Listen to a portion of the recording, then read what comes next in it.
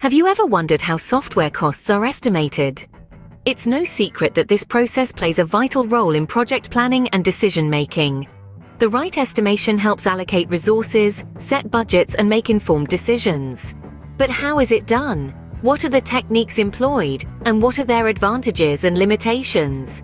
These are the questions we'll be answering today as we dive into the fascinating world of software cost estimation. In this video, we will explore different techniques used in software cost estimation. Let's start with the expert judgment technique. This approach is quite popular due to its straightforwardness and speed. It involves tapping into the wisdom and insights of those who have been there and done that. Think of it as a brain trust of project managers, domain experts, and team members who bring a wealth of relevant experience and knowledge to the table. They use their expertise to give an informed estimate of the software costs. Now, you might be thinking, that sounds pretty fantastic, and indeed it can be. But like all things, it has its limitations. The biggest one being that it's subject to biases, inaccuracies, and variability in individual judgments. What one expert views as a simple task, another might see as a complex endeavor. This variability can lead to a wide range of estimates, which can make it challenging to nail down a solid figure. Furthermore, this method may lack empirical data for validation. While past experiences are invaluable, they are not always indicative of future outcomes, especially in an industry as rapidly evolving as software development. So, while the expert judgment technique is quick and accessible, it's important to remember that it heavily relies on the expertise and experiences of the individuals involved. It's a great starting point, but it's also crucial to balance it with other, more data-driven estimation techniques. Expert judgment, while simple, relies heavily on the expertise and experiences of the individuals involved. Next, we have the analogous estimation technique. This method is akin to saying, history repeats itself. It uses data from similar past projects as a basis for estimating the costs of the current project. The idea here is simple. If we've done something similar before, we can look at those historical costs and use them as a starting point for our current estimate. But how does it work? Let's say we've developed a mobile app before and it cost us £20,000. Now we're about to start a new mobile app project that seems very similar in scope and complexity. So we might say, well, the last one cost us £20,000, so this one will likely cost about the same. That's analogous estimation in a nutshell. The beauty of this method is its simplicity and intuitiveness. It's particularly suitable for early-stage estimates when detailed project information is limited. It gives us a ballpark figure to work with, which can be very helpful in the initial stages of planning. However, the accuracy of analogous estimation depends heavily on the similarity between past and current projects. It may not account for differences in scope, technology, or team capabilities. For instance, if our new app involves a complex feature that we've never implemented before, the cost could be significantly higher than our estimate. So while analogous estimation can be a useful tool, it's worth remembering that it's not foolproof. Analogous estimation, though intuitive, is only as accurate as the similarities between the current and past projects. Moving on to parametric and bottom-up estimation. Parametric estimation, as the name suggests, employs mathematical models and algorithms to calculate cost estimates. These models take into account various project parameters or variables, such as the number of lines of code or the complexity of the software. The beauty of this approach lies in its structured and systematic methodology. By leveraging quantitative data and relationships, parametric estimation can generate detailed and accurate estimates. However, one must remember that this method is not without its challenges. The requirement for historical data and specialized tools for model development and validation can make it complex and time-consuming. On the other hand, we have the bottom-up estimation technique. This approach takes the saying, divide and conquer, quite literally.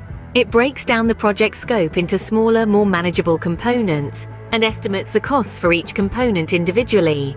This granular approach allows for more precise estimates as it considers specific tasks, activities, and resources. But as you might have guessed, this level of detail can be both a blessing and a curse. While it enables accuracy, it can also be time-intensive and resource-heavy. This is particularly true for large and complex projects where the sheer number of components can become overwhelming.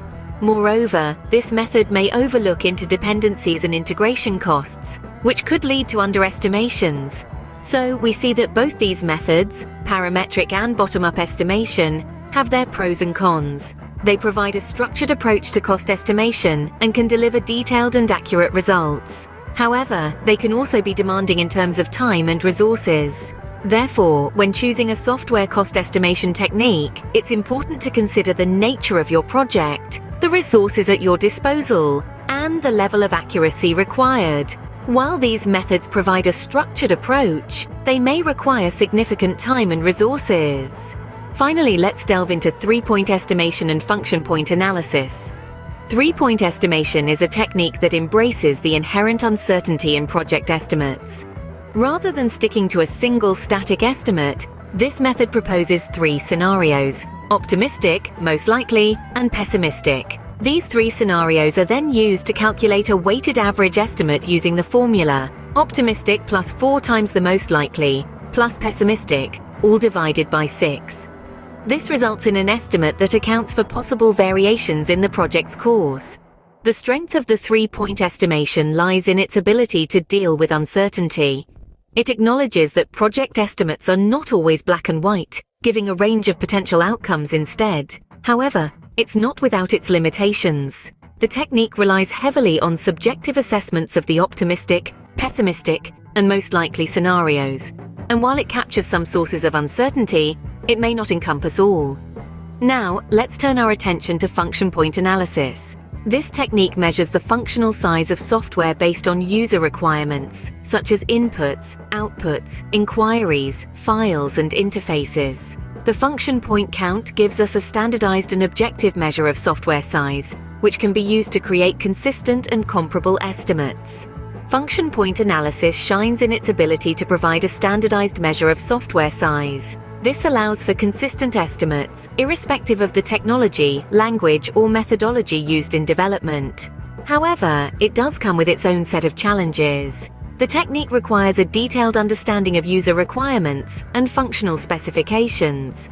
And while it's a powerful tool, applying it in agile or iterative development environments can be tricky due to the evolving nature of user requirements.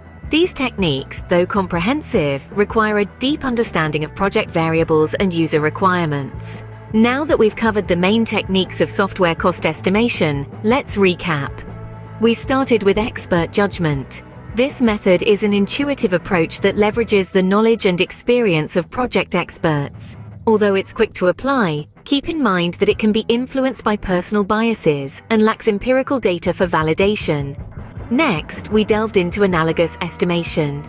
This technique uses historical data from previous similar projects.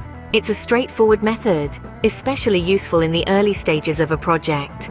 However, its accuracy hinges on the similarity between past and current projects. We also discussed parametric estimation, a more structured approach that uses mathematical models to determine cost estimates. It's a data-driven method that can provide accurate results, but it does require historical data and specialized tools, which can make it complex and time-consuming. Then we examined the bottom-up estimation technique. This method breaks down the project into smaller components and estimates the costs of each individually. While it's detailed and granular, the process can be resource-heavy and may overlook the interdependencies and integration costs. We also explored the three-point estimation, or PERT. This approach takes into account optimistic, pessimistic, and most likely scenarios to calculate a weighted average estimate. It's a great technique for handling uncertainty, but it does rely on subjective assessments of different scenarios. Finally, we looked at function point analysis. This technique measures the functional size of software based on user requirements. It's an objective and standardized method, offering consistent and comparable estimates. However, it requires detailed knowledge of user requirements and can be challenging to apply in agile or iterative development environments. In conclusion, each of these techniques offers its own unique strengths and limitations. The choice of which to use depends on the specific circumstances of your project, the available data, the complexity of the tasks, the expertise of the team, and so on. Software cost estimation is not an exact science, but a craft that requires understanding, experience, and sometimes a bit of intuition. It's a crucial part of project planning that can help you allocate resources efficiently, set realistic budgets, and make informed decisions. Remember, choosing the right estimation technique can significantly impact the success of your project. Until next time, keep exploring and learning.